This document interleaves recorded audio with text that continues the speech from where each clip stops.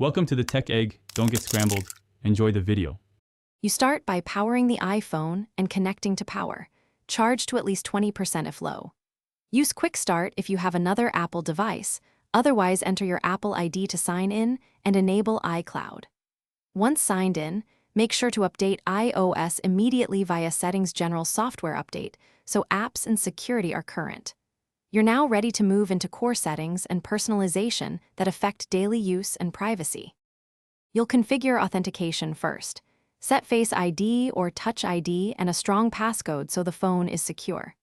Next, enable iCloud Sync for photos, contacts, messages, and backups to keep data consistent across devices. Then customize Control Center, notifications, and display. Adjust brightness, true tone, and text size for comfort. Make sure location services and app permissions match your privacy preferences, because you finish by enabling iCloud backup and confirming the last backup time so your data is safe. Learn the essential gestures. Swipe up for home, swipe and hold for app switcher, pull down Control Center, and use reachability if needed.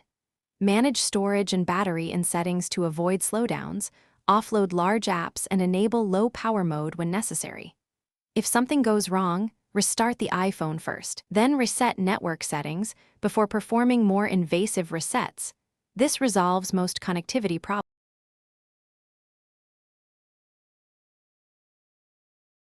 Thanks for watching. Consider subscribing if I helped unscramble your problems.